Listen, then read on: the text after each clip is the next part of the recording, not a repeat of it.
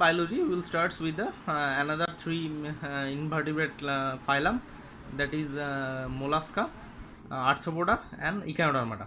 There will see different mollusca animals, and actually what are the characteristics in case of mollusca, arthropoda also the largest group of invertebrates, and also the echinoderms, actually the spine animals. So today we will see about the three these invertebrate groups. So let's start with the mollusca group.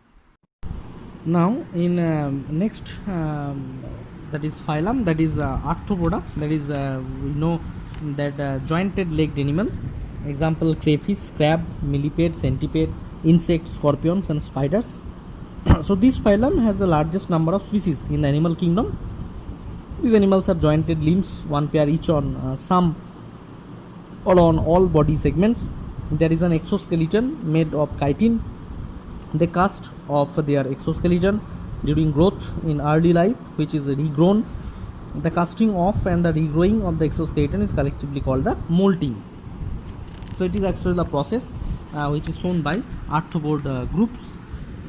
So if we see that there are actually different classes are also there. First, arthropod can be classified into class crustacean, that is several pair of legs like crayfish, crab. Second is myriapod, that is so many pair of legs, that is millipede and centipede. Third one is insect, that is three pair of legs, that is grasshopper, beetle, butterfly. In case of fourth class, that is arachnids, that is four pair of legs, scorpion, spider. These are the examples. So these are the largest group, and mainly actually arthropod groups is can be shown by they are divided into their body, head, thorax, and abdomen. Head and thorax sometimes fused together.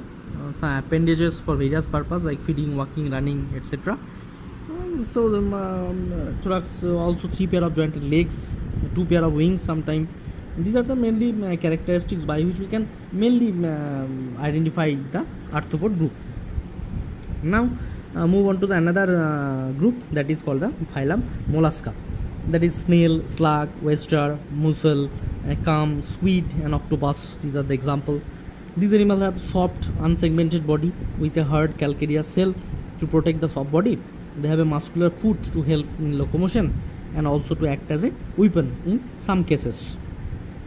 We already saw the octopus, that is devilfish, actually it is known as sepia, sometimes cuttlefish, loligo. They are very much identified with their big bodies actually. So these are the examples of mollusca.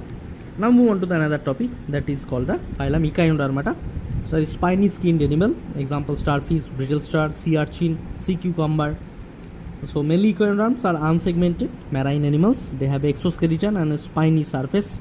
They move by means of 2 feet. They are radially symmetrical, that is they have a similar parts, usually 5 arranged regularly around a central point.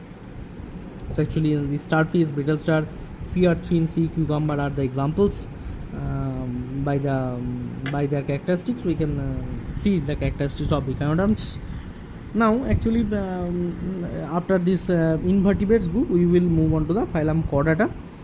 So today actually the introduction I am telling that all chordates possess a notochord, which is actually and the rod-like structure present in mid-dorsal axis of the body, except few primitive forms in which the notochord persists throughout the life, replaced in other cases replaced by the backbone. All vertebrates including humans have the notochord in embryonic life. So the chordate which possess a backbone are called the vertebrates mainly. Sometime in case of, if we see that these some animals are with head, trunk, and 2 pairs of appendages. Gill slits are present in some time in their life. Vertebrates are divided into different classes like fishes, frogs, lizards, birds, and here the quadruped. So next we will start with the vertebrates. So today up to that.